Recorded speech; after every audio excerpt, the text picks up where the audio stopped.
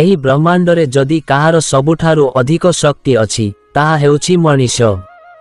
ବନ୍ଧୁଗଣ, ମଣିଷ ବହୁତ ଶକ୍ତିଶାଳୀ, କିନ୍ତୁ ତାହାର ଅଜ୍ଞତା ଯୋଗୁଁ ସେ ନିଜକୁ ବହୁତ ଦୁର୍ବଳ ବୋଲି ବିଶ୍ୱାସ କରି ଜୀବନ ବିତାଇଥାଏ। ଅନ୍ୟ କୌଣସି ଶରୀର ମଣିଷ ପରି ଏତେ ଶକ୍ତିଶାଳୀ ନୁହେଁ। ସେ ଅତି ସୂକ୍ଷ୍ମ ଭାବରେ ଅନୁଭବ କରିପାରେ ଏବଂ ତାହାର ଯାହା ଇଚ୍ଛା ତାହା କରିବାର ପୂର୍ଣ୍ଣ କ୍ଷମତା ଅଛି। ତଥାପି ତୁମେ ଶୁଣିଥିବ ଯେ ମୁଁ ଏହା କରିପାରିବି ନାହିଁ। ଏହି କାମ ବହୁତ କଷ୍ଟକର। ଯଦି ପରିସ୍ଥିତି ସମାନ ନଥାନ୍ତା ତେବେ ମୁଁ ଏହା କରିଥାନ୍ତି। ମୋର ପରିସ୍ଥିତି ଅନ୍ୟମାନଙ୍କ ଅପେକ୍ଷା ବହୁତ ଖରାପ, ନଚେତ୍ ମୁଁ ଏହା କରିଥାନ୍ତି। ମୁଁ ବହୁତ କଠିନ ପରିଶ୍ରମ କରେ, କିନ୍ତୁ କିଛି ହୁଏ ନାହିଁ। ତୁମେ କେବେ ଭାବିଛ କି ଅନ୍ୟ କେହି ଏକ କାମ କରିପାରିବ କିନ୍ତୁ ତୁମେ ଏହା କରିପାରିବ ନାହିଁ? ଯଦି ତୁମେ ଏହି ଦୁନିଆରେ କାହାକୁ ସବୁଠାରୁ ଅଧିକ ଠକୁଛ ତାହା ତୁମେ ନିଜକୁ ଠକୁଛ। ତୁମେ ତୁମର କ୍ଷମତା ପ୍ରତି ଆଖି ବୁଜି କିଛି କରିପାରିବ, କିନ୍ତୁ ତୁମେ କେବେ ସଚ୍ଚୋଟ ଭାବରେ ଚେଷ୍ଟା କର ନାହିଁ। ତୁମେ ସର୍ବଦା ଏକ ଦ୍ୱନ୍ଦ୍ୱ ସହିତ କାମ କର। ଏହି ଦ୍ୱନ୍ଦ୍ୱ, ଏହି ସଂକୋଚ ଏବଂ ତୁମର ଏହି ବାହାନା ତୁମକୁ ତୁମର ନିଜସ୍ୱ ଶକ୍ତି ବିଷୟରେ ସଚେତନ ହେବାରୁ ବାରଣ କରେ। ତୁମେ ଯାହା କର, ତୁମେ ବାଧ୍ୟବାଧକତା ହୋଇ ତାହା କର। ବାଧ୍ୟବାଧକତା ଆପଣଙ୍କୁ କିଛି କାମ କରିବାକୁ ବାଧ୍ୟ କରେ, ସେଥିପାଇଁ କେତେବେଳେ ଆପଣ ଆପଣଙ୍କ କାମରେ ଖୁସି ନୁହନ୍ତି। ବାଧ୍ୟବାଧକତାରେ ଆପଣ ଯେଉଁ ଶକ୍ତି ବ୍ୟବହାର କରନ୍ତି ତାହା ଆପଣଙ୍କ ସମ୍ଭାବନାର ଏକ ଶତକଡ଼ା ମଧ୍ୟ ନୁହେଁ। ଏବେ ଭାବନ୍ତୁ ଯେ ଆପଣ ବାଧ୍ୟବାଧକତାରୁ କରୁଥିବା କାମରେ କିପରି ସଫଳ ହୋଇପାରିବେ। ଯେଉଁ କାମ ବିଷୟରେ ଆପଣ ଦ୍ୱିଧା କରୁଛନ୍ତି, ଯେଉଁ କାମ ପାଇଁ ଆପଣ ବାହାନା କରୁଛନ୍ତି। ଆପଣ କ'ଣ ଜାଣନ୍ତି ଯେ ଆପଣ ଏପରି କାହିଁକି? ଆପଣ କାହିଁକି ଏକ ଚମତ୍କାର ପାଇଁ ଅପେକ୍ଷା କରନ୍ତି? ଆପଣ ପରିବର୍ତ୍ତନ ନକରି କ'ଣ ଏକ ଚମତ୍କାର ଆପଣଙ୍କ ଜୀବନକୁ ପରିବର୍ତ୍ତନ କରିପାରିବ? ଏହି ବିଷୟରେ ଗୋଟିଏ ସୁନ୍ଦର କାହାଣୀ କହୁଛି, ଶୁଣନ୍ତୁ। ଏକ ଗାଁରେ ଏହିପରି ଜଣେ ବ୍ୟକ୍ତି ଥିଲେ। ସେ ବାଧ୍ୟବାଧକତାରେ କାମ କରି ନିଜକୁ ଏବଂ ତାଙ୍କ ପରିବାରକୁ ପୋଷଣ କରୁଥିଲେ ଏବଂ ସବୁବେଳେ ସ୍ୱପ୍ନ ଦେଖୁଥିଲେ ଯେ କେବେ ନା କେବେ ସେ ପ୍ରଚୁର ଧନ ଅର୍ଜନ କରିବେ। ସେ ଯାହାଙ୍କୁ ପୂଜା କରୁଥିଲେ ତାଙ୍କ ଆଶୀର୍ବାଦରେ ତାଙ୍କ ଜୀବନରେ ଚମତ୍କାର ଘଟିବ। ସେ ଦିନରାତି ତାଙ୍କ ଦେବତାଙ୍କ ଭକ୍ତିରେ ବୁଡ଼ି ରହି କହିଲେ, ଯାହା ଭାଗ୍ୟରେ ଅଛି ତାହା ହେବ, ମୁଁ କିଏ କରିବାକୁ? ବାସ୍ତବରେ ସେ ଜଣେ ବହୁତ ଦ୍ୱିଧାଗ୍ରସ୍ତ ବ୍ୟକ୍ତି ଥିଲେ। ସେ ସବୁବେଳେ କିଛି କରିବାକୁ ସଂକୋଚ କରୁଥିଲେ ଏବଂ ଯେତେବେଳେ କାମ ସଫଳ ହେଉନଥିଲା ସେତେବେଳେ ସେ ନିଜକୁ ବୁଝାଇବା ପାଇଁ ବାହାନା ପ୍ରସ୍ତୁତ କରୁଥିଲେ ଯେ ସେ ବହୁତ ଚେଷ୍ଟା କରିଛନ୍ତି, କିନ୍ତୁ ଏହା ହିଁ ହେଲା। ସେ ସବୁ କାର୍ଯ୍ୟରେ ଅସଫଳ ହେଲେ। ତାଙ୍କ ସ୍ତ୍ରୀ ଏବଂ ପରିବାର ତାଙ୍କୁ ଗାଳି ଦେଇ କହୁଥିଲେ, ତୁମେ ଅନ୍ୟ କିଛି କାହିଁକି କରୁନାହଁ? ତୁମେ ସେଠାରେ କେତେଦିନ କାମ କରିବ? ଏହା ଘର ଚଳାଇବା ପାଇଁ ଯଥେଷ୍ଟ ନୁହେଁ। ଅନ୍ୟ କିଛି କାମ କର। ସେ କହିଲେ, ମାଲିକ ଯାହା ଚାହିଁବେ ମୁଁ ତାହା କରିବି। ଗୋଟିଏ ଦିନ ତାଙ୍କ ପିଲା ବହୁତ ଅସୁସ୍ଥ ହୋଇଗଲା। ତାଙ୍କର ଚିକିତ୍ସା ପାଇଁ ତାଙ୍କୁ ଟଙ୍କା ଆବଶ୍ୟକ ଥିଲା, କିନ୍ତୁ ତାଙ୍କ ପାଖରେ କିଛି ନଥିଲା। ଯେତେବେଳେ ତାଙ୍କ ସ୍ତ୍ରୀ ତାଙ୍କୁ ଟଙ୍କା ବ୍ୟବସ୍ଥା କରିବାକୁ କହିଲେ, ସେ କହିଲେ, ତୁମେ ମୂର୍ଖ, ତୁମେ କାହିଁକି ଚିନ୍ତା କରୁଛ? ତାଙ୍କର କିଛି ହେବ ନାହିଁ। ମୋର ପରମେଶ୍ୱର, ମୋର ପ୍ରଭୁ ତାଙ୍କୁ ରକ୍ଷା କରିବେ। ସେ ତାଙ୍କୁ କିଛି ହେବାକୁ ଦେବେ ନାହିଁ। ଏହା ଶୁଣି ତାଙ୍କ ସ୍ତ୍ରୀ ବାହାରକୁ ଦୌଡ଼ି ପଳାଇଲେ। ସେ କିଛି ଟଙ୍କା ପାଇବା ଆଶାରେ ଅନେକ ସ୍ଥାନକୁ ଗଲେ, କିନ୍ତୁ ସେ କିଛି ପାଇଲେ ନାହିଁ। ସେହି ବ୍ୟକ୍ତି ତାଙ୍କ ପରମେଶ୍ୱରଙ୍କୁ ଭଜନ ଗାଇ ତାଙ୍କ ପିଲାକୁ ସୁସ୍ଥ କରିବା ପାଇଁ ପ୍ରାର୍ଥନା କରୁଥିଲେ। ପିଲାଟି ଲଗାତାର କାନ୍ଦୁଥିଲା। ହଠାତ୍ ପିଲାଟିର କାନ୍ଦ ବନ୍ଦ ହୋଇଗଲା। ସେ ପ୍ରଭୁଙ୍କୁ ଧନ୍ୟବାଦ ଦେଇ କହିଲେ, ତୁମେ ମୋ ପିଲାକୁ ସୁସ୍ଥ କରିଛ। ମୁଁ ଜାଣିଥିଲି ତୁମେ କେବେ ମୋ ହାତ ଛାଡ଼ିବ ନାହିଁ। ଠିକ୍ ସେହି ସମୟରେ ତାଙ୍କ ସ୍ତ୍ରୀ ଘର ଭିତରକୁ ଆସି ତାଙ୍କ ପିଲାକୁ କୋଳାଇବାକୁ ଦୌଡ଼ିଗଲେ। ପରବର୍ତ୍ତୀ ମୁହୂର୍ତ୍ତରେ ସେ ଅନୁଭବ କଲେ, ଏବେ ତାଙ୍କ ପିଲା ଏହି ଦୁନିଆରେ ନାହିଁ। ସେ ଚିତ୍କାର କରି କାନ୍ଦିବାକୁ ଲାଗିଲେ, ତାଙ୍କ ଛାତିକୁ ପିଟି ପିଟି କାନ୍ଦିବାକୁ ଲାଗିଲେ। ଲୋକଟି ଗଭୀର ଆଘାତ ପାଇଲା। ସେ ବିଶ୍ୱାସ କରିପାରିଲା ନାହିଁ ଯେ ତାଙ୍କ ଈଶ୍ୱର, ତାଙ୍କ ଇଷ୍ଟଙ୍କ ସମ୍ମୁଖରେ ଏହା କିପରି ଘଟିପାରେ। ଗୋଟିଏ ମାସ ବିତିଗଲା ଏବଂ ସେ ଏହି ପ୍ରଶ୍ନ ନେଇ ଏଣେତେଣେ ବୁଲୁଥିଲେ।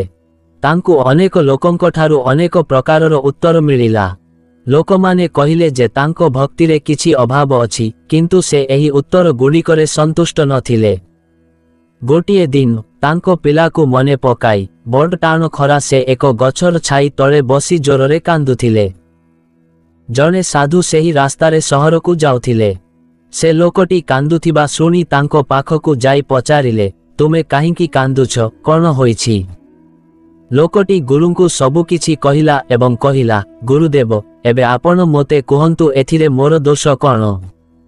ମୋ ପିଲାର ମୃତ୍ୟୁ ପାଇଁ ମୋ ସ୍ତ୍ରୀ ମୋତେ ଦୋଷ ଦିଅନ୍ତି। ମୁଁ ମୋ ନିଜ ପିଲାକୁ କାହିଁକି ମାରିବାକୁ ଚାହିଁବି? ମୁଁ ତାଙ୍କ ସୁରକ୍ଷା ପାଇଁ ଭଗବାନଙ୍କୁ ପ୍ରାର୍ଥନା କରୁଥିଲି। ଗୁରୁ କହିଲେ, ଯଦି ତୁମର ପିଲାଟି ଚିକିତ୍ସା ପାଇଥାନ୍ତା ତେବେ ସେ କ'ଣ ବଞ୍ଚିଥାନ୍ତା? ବ୍ୟକ୍ତି ଜଣକ କହିଲେ, ହଁ, ଯଦି ସେ ଚିକିତ୍ସା ପାଇଥାନ୍ତା ତେବେ ସେ ବଞ୍ଚି ଯାଇଥାନ୍ତା। ଗୁରୁ କହିଲେ, ତେବେ ପିଲାର କାହିଁକି ଚିକିତ୍ସା କରାଇଲେ ନାହିଁ? ତୁମେ ତାକୁ ଚିକିତ୍ସା ପାଇଁ କାହିଁକି ନେଇ ନଥିଲ? ବ୍ୟକ୍ତି ଜଣକ କହିଲେ, ମୋ ପାଖରେ ଟଙ୍କା ନଥିଲା ଗୁରୁଦେବ। ଗୁରୁ କହିଲେ, ତୁମ ପାଖରେ ଟଙ୍କା କାହିଁକି ନଥିଲା? ବ୍ୟକ୍ତି ଜଣକ କହିଲେ, ମୁଁ ଯେଉଁଠାରେ କାମ କରେ ମୋ ପାଖରେ ଟଙ୍କା ସଞ୍ଚୟ କରିବା ପାଇଁ ଯଥେଷ୍ଟ ଟଙ୍କା ନାହିଁ।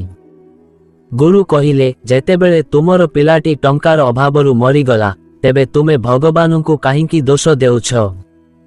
ସେ ତୁମକୁ ଟଙ୍କା ରୋଜଗାର ନ କରିବାକୁ, ଟଙ୍କା ସଞ୍ଚୟ ନ କରିବାକୁ କିମ୍ବା କମ୍ ଦରମା ଦେଉଥିବା କାମ କରିବାକୁ କିମ୍ବା ମୋ ଉପରେ ନିର୍ଭର କରିବାକୁ କହିନଥିଲେ।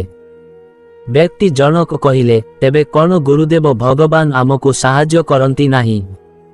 ଗୁରୁ କହିଲେ, ତୁମର ଭଗବାନ, ତୁମର ଇଷ୍ଟ ବାହାରେ ନାହିଁ, ସେ ତୁମ ଭିତରେ ଅଛନ୍ତି। ସେ ତୁମ ଆଖି ମାଧ୍ୟମରେ ଦେଖନ୍ତି, ତୁମ ହାତ ମାଧ୍ୟମରେ କାମ କରନ୍ତି ଏବଂ ତୁମର ପାଦ ମାଧ୍ୟମରେ ଚାଲନ୍ତି। ଏବଂ ଯେତେବେଳେ ତୁମେ ନିଜେ କିଛି କରିବାକୁ ପ୍ରସ୍ତୁତ ନୁହଁ ସେ ତୁମକୁ କିପରି ସାହାଯ୍ୟ କରିପାରିବେ? ତୁମେ ତୁମର ଇଷ୍ଟର ହାତ ଗୋଡ଼ ବାନ୍ଧିଛ। ବ୍ୟକ୍ତି ଜଣକ କହିଲେ, ଗୁରୁଦେବ, ତୁମର କଥା ସତ୍ୟ, ଆମ ଭିତରେ ଭଗବାନ ଅଛନ୍ତି। ମୁଁ ଜାଣେ ଯେ ମୋ ପିଲାର ମୃତ୍ୟୁ ପାଇଁ ମୁଁ ଦାୟୀ। ମୁଁ ପୂର୍ବରୁ ଟଙ୍କା ବ୍ୟବସ୍ଥା କରିବା ଉଚିତ ଥିଲା। ମୁଁ ଜୀବିକା ନିର୍ବାହ ପାଇଁ ଅନ୍ୟ କିଛି କାମ କରିବା ଉଚିତ ଥିଲା। କିନ୍ତୁ ଯେତେବେଳେ ମୁଁ କିଛି କରିବାକୁ ଚେଷ୍ଟା କରେ ମୋ ପାଖରେ ସମ୍ବଳ ନାହିଁ। ମୋ ପାଖରେ ଲୋକଙ୍କ ସମର୍ଥନ ନାହିଁ। ମୋ ପାଖରେ ଟଙ୍କା ନାହିଁ। ଏବଂ ଯଦି ମୁଁ କିଛି କରିବି ମୁଁ ଜାଣିଛି ଯେ ମୁଁ ତାହା କରିପାରିବି ନାହିଁ।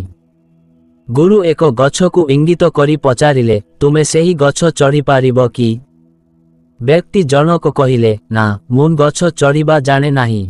ଗୁରୁ ଗୋଟିଏ କୁକୁରକୁ ଧରି ଲୋକଟି ପଛରେ ଯିବାକୁ ଦେଲେ। କୁକୁରକୁ ଦେଖି ଲୋକଟି ବହୁତ ଦ୍ରୁତ ଗତିରେ ଦୌଡ଼ିଲା, କିନ୍ତୁ କୁକୁରଟି ତାକୁ ପିଛା କରିବା ବନ୍ଦ କଲା ନାହିଁ। ଶେଷରେ ଲୋକଟି ଗଛ ଚଢ଼ିଗଲା। ଗୁରୁ କୁକୁରକୁ ଘଉଡ଼ାଇ ଦେଲେ ଏବଂ ଲୋକଟିକୁ ତଳକୁ ଓହ୍ଲେଇ ଆସିବାକୁ କହିଲେ। ଲୋକଟି ଗଛ ତଳକୁ ଓହ୍ଲେଇ ଆସିଲା। ଗୁରୁ କହିଲେ, ତୁମେ ଗଛ ଚଢ଼ିବାକୁ ଜାଣିନଥିଲ, ତେବେ ତୁମେ ଏହି ଗଛକୁ କିପରି ଚଢ଼ିଲ? ଲୋକଟି କହିଲା, ମୁଁ ପ୍ରକୃତରେ ଗଛ ଚଢ଼ିବା ଜାଣିନାହିଁ।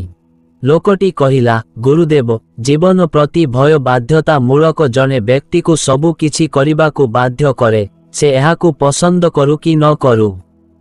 ଯଦି ତୁମର ଜୀବନ ବିପଦରେ ଅଛି ତେବେ ତୁମେ ବସି ତୁମର ଭଗବାନଙ୍କୁ କିମ୍ବା ଈଶ୍ୱରଙ୍କୁ କିମ୍ବା ତୁମର ଇଷ୍ଟଙ୍କୁ ମନେ ପକାଇ ତାଙ୍କୁ ପ୍ରାର୍ଥନା କଲେ ସେ ଆସି ତୁମକୁ ସେହି କୁକୁରଠାରୁ ରକ୍ଷା କରିବେ। ଯେତେବେଳେ ତୁମର ଜୀବନ ବିପଦରେ ଥିଲା ତୁମେ ଏକ ଗଛ ଚଢ଼ିଲ, କିନ୍ତୁ ଯେତେବେଳେ ପିଲାଟିର ଜୀବନ ବିପଦରେ ଥିଲା ତୁମେ କୌଣସି ସ୍ଥାନକୁ ଯାଇ ନଥିଲ ଏବଂ ଭଗବାନଙ୍କୁ ପ୍ରାର୍ଥନା କରି ଚାଲିଥିଲ ଯେ ସେ ଆସି ତୁମର ପିଲାକୁ ରକ୍ଷା କରନ୍ତୁ। ଗୁରୁଙ୍କଠାରୁ ଏପରି କଠୋର କଥା ଶୁଣି ବ୍ୟକ୍ତିଟି କାନ୍ଦିବାକୁ ଲାଗିଲା ଏବଂ କହିଲା, ଗୁରୁଦେବ, ତୁମେ ସତ୍ୟ କହୁଛ, ମୁଁ ଏଥିପାଇଁ ଦାୟୀ। ମୁଁ ଏବେ କ'ଣ କରିବା ଉଚିତ ଗୁରୁଦେବ? ଗୁରୁ କହିଲେ, ଯାହା ଘଟିଛି ତାହା ପୂର୍ବବତ୍ ହୋଇପାରିବ ନାହିଁ, କିନ୍ତୁ ଯଦି ତୁମେ କୌଣସି ଅସୁବିଧା ବା ବିପଦରେ ଅଛ ସେହି ସମସ୍ୟାରୁ ବାହାର ହେବାକୁ ଚେଷ୍ଟା କରିବା ଉଚିତ। ସନ୍ଦେହରୁ ଊର୍ଦ୍ଧ୍ୱକୁ ଉଠ, ତୁମର ମନରୁ ତୁମର ଦ୍ୱିଧା ଦୂର କର ଏବଂ କିଛି କରିବା ବିଷୟରେ ତୁମ ମନରେ ଥିବା ଦ୍ୱନ୍ଦ୍ୱକୁ ସମାପ୍ତ କର। ତାପରେ ତୁମେ ଦେଖିବ ଯେ ତୁମେ ଯାହା କରିବାକୁ ଚାହୁଁଛ ତାହା ସ୍ପଷ୍ଟ ଭାବରେ କରିପାରିବ। ଯଦି ଆମର ମନ ଦୁର୍ବଳ, ଏହା ସଂକୋଚ କରିବ, ଦ୍ୱନ୍ଦ୍ୱରେ ରହିବ, କାମ ନ କରିବା ପାଇଁ ବାହାନା କରିବ। ଯଦି ଆମର ମନ ଶକ୍ତିଶାଳୀ, ତେବେ ଏହା ନିର୍ଭୟରେ କାମ କରିବ।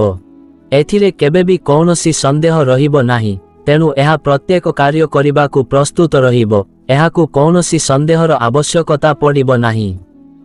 ବ୍ୟକ୍ତି ଜଣକ କହିଲେ, ଗୁରୁଦେବ, ମୋର ମନ ବହୁତ ଦୁର୍ବଳ, ଯେକୌଣସି କାମ କରିବା ସମୟରେ ଭୟଭୀତ ହୋଇଯାଏ। ମୁଁ କିପରି ଶକ୍ତିଶାଳୀ ହୋଇପାରିବି? ଗୁରୁ ସେହି ବ୍ୟକ୍ତିଙ୍କୁ ଏକ ନଦୀ କୂଳକୁ ନେଇଗଲେ ଏବଂ ତାଙ୍କୁ ପଚାରିଲେ ଯେ ତୁମେ ପହଁରିବା ଜାଣିଛ କି ନାହିଁ? ବ୍ୟକ୍ତି ଜଣକ କହିଲେ, ନା ଗୁରୁଦେବ, ମୁଁ ପହଁରି ଜାଣିନାହିଁ, ମୁଁ ପାଣିକୁ ମଧ୍ୟ ଭୟ କରେ। ଏହା ଶୁଣି ଗୁରୁ ତାଙ୍କୁ ନଦୀକୁ ଠେଲି ଦେଲେ ଏବଂ ସେ ନଦୀରେ ତାଙ୍କ ହାତ ଗୋଡ଼ ପିଟି ବୁଡ଼ିଯିବା ସମୟରେ ଗୁରୁ ନଦୀକୁ ଡେଇଁ ପଡ଼ି ତାଙ୍କୁ ବାହାରକୁ ଆଣିଲେ। ବ୍ୟକ୍ତି ଜଣକ ବହୁତ ଭୟଭୀତ ହୋଇ ଯାଇଥିଲେ ଏବଂ ଯେତେବେଳେ ଗୁରୁ ତାଙ୍କୁ ପୁଣି ନଦୀରେ ଫିଙ୍ଗି ଦେଇଥିଲେ ସେତେବେଳେ ସେ ଠିଆ ହୋଇଥିଲେ। ସେ ପୁଣି ବୁଡ଼ିବାକୁ ଲାଗିଲା। ଏଥର ଗୁରୁ ତାଙ୍କୁ ଅଧିକ ସମୟ ପାଣିରେ ରହିବାକୁ ଦେଲେ। ସେ କେତେବେଳେ ଉପରକୁ ଆସୁଥିଲେ ତ କେତେବେଳେ ତଳକୁ ଯାଉଥିଲେ। ସେ ପାଣି ମଧ୍ୟ ପିଇଦେଲେ। ଗୁରୁ ତାଙ୍କୁ ପୁଣି ବାହାର କଲେ। ଲୋକଟି ଯେତେବେଳେ ଚେତା ଫେରି ପାଇଲା ଏବଂ ଗୁରୁଙ୍କୁ ଦେଖି ଦୌଡ଼ି ପଳାଇବାକୁ ଲାଗିଲା, ଗୁରୁ ଦୌଡ଼ି ଯାଇ ତାକୁ ଧରି ନଦୀକୁ ପୁଣି ଫିଙ୍ଗିଦେଲେ। ସେ ପୁଣି ନଦୀରେ ଛାଟି ପିଟି ହୋଇ ଚିତ୍କାର କରିବାକୁ ଲାଗିଲେ, କିଏ ଅଛ? ମୋତେ ବଞ୍ଚାଅ, ମୋତେ ବଞ୍ଚାଅ। ଗୁରୁ ନଦୀକୁ ଡେଇଁ ପଡ଼ିଲେ ଏବଂ ସେହି ଲୋକଟିକୁ ଧରି ସିଧା ଠିଆ କରାଇଲେ। ନଦୀରେ ବହୁତ ପାଣି ନଥିଲା, ପାଣି କେବଳ ତାଙ୍କ କାନ୍ଧ ପର୍ଯ୍ୟନ୍ତ ଥିଲା। ଗୁରୁ ପଚାରିଲେ, ତୁମେ କ'ଣ ଏହି କାନ୍ଧ ପର୍ଯ୍ୟନ୍ତ ପାଣିରେ ବୁଡ଼ି ମରିଯିବ? ତୁମେ ସିଧା ଠିଆ ମଧ୍ୟ ହୋଇପାରିବ ନାହିଁ? ତୁମ ହୃଦୟରେ ଭୟ ଏପରି ଯେ ତୁମେ ନଦୀରେ ପଡ଼ିଯିବା ମାନେ ନୁହେଁ ବୁଡ଼ି ମରିଯିବ, ତେଣୁ ତୁମେ ପ୍ରକୃତ ପରିସ୍ଥିତିର ମୂଲ୍ୟାଙ୍କନ ମଧ୍ୟ କରିପାରୁନାହଁ। ଏହି ନଦୀରେ ବୁଡ଼ିବା ପାଇଁ ଯଥେଷ୍ଟ ପାଣି ନାହିଁ। ଗୁରୁ ସେହି ଲୋକଟିକୁ ନଦୀରୁ ବାହାର କରି ଆଣି ନଦୀକୁ ପୁଣି ପେଲିଦେଲେ। ଏଥର ଲୋକଟି ଚିତ୍କାର କଲା ନାହିଁ କିମ୍ବା ବୁଡ଼ିଯିବାରୁ ରକ୍ଷା ପାଇବାକୁ ଚେଷ୍ଟା କଲା ନାହିଁ। ସେ ନଦୀରେ ସିଧା ଠିଆ ହେଲା। ଗୁରୁ ପଚାରିଲେ, ଏବେ ତୁମେ ବୁଝିଏ ଏହି ଦୁନିଆରେ କିଛି କରିବା ଏତେ ବଡ଼ ସମସ୍ୟା ନୁହେଁ। ସମସ୍ୟା ହେଉଛି ଯେ ତୁମେ କିଛି କରିବାକୁ ଚାହୁଁନାହଁ। ଯେତେବେଳେ ତୁମେ ଭୟ ଅନୁଭବ କର କିମ୍ବା ସମସ୍ୟା ଆସେ, ସେତେବେଳେ ସେହି ସମସ୍ୟାର ସମାଧାନ ନ ହେବା ପର୍ଯ୍ୟନ୍ତ ଏବଂ ତୁମର ଭୟ ଦୂର ହେବା ପର୍ଯ୍ୟନ୍ତ ସେଥିରେ ବୁଡ଼ି ରୁହ। ଏହିପରି ମନ ଦୃଢ଼ ହୁଏ। ଆଜି ତୁମର ପାଣି ପ୍ରତି ଭୟ ଦୂର ହୋଇଛି, କିନ୍ତୁ ତୁମେ ଯେପର୍ଯ୍ୟନ୍ତ ପହଁରି ଜାଣିନାହଁ ଏବଂ ଗଭୀର ପାଣିରେ ନ ପଡ଼ିବା ପର୍ଯ୍ୟନ୍ତ ତୁମେ ଶିଖିବ ନାହିଁ। ଗୋଟିଏ କଥା ମନେ ରଖ, ତୁମେ ଏପରି କିଛି ନାହିଁ ଯାହା କରିପାରିବ ନାହିଁ। କେବଳ ନିଜ ସହିତ ଠିଆ ହେବା ଯଥେଷ୍ଟ।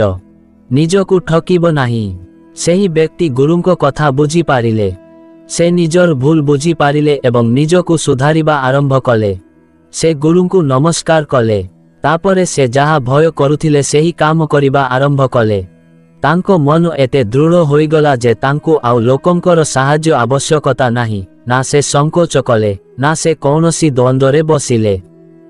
ତୁମେ ତୁମ ଜୀବନରେ ସଚ୍ଚୋଟ ଭାବରେ ତୁମର ସମର୍ଥନ ଦେଉଛ, ନା ତୁମେ ଅନ୍ୟ କାହା ଉପରେ ନିର୍ଭର କରୁଛ? ବନ୍ଧୁଗଣ, ଭିଡ଼ିଓଟି ଭଲ ଲାଗିଲେ ଭିଡ଼ିଓକୁ ଗୋଟିଏ ଲାଇକ୍, ଭିଡ଼ିଓକୁ ନିଜ ସାଙ୍ଗମାନଙ୍କୁ ସେୟାର କରନ୍ତୁ ଏବଂ ଆମର ସତ୍ୟ ଗାଇଡର ୟୁଟ୍ୟୁବ୍ ଚ୍ୟାନେଲକୁ ସବସ୍କ୍ରାଇବ୍ କରିବାକୁ ଭୁଲିବେନି। ମନରେ ଦବନ୍ଦ ଥିଲେ କମେଣ୍ଟ କରନ୍ତୁ, ଉତ୍ତର ଦେବାକୁ ଚେଷ୍ଟା କରିବି। ଧନ୍ୟବାଦ। ଜୟ ଶ୍ରୀକୃଷ୍ଣ।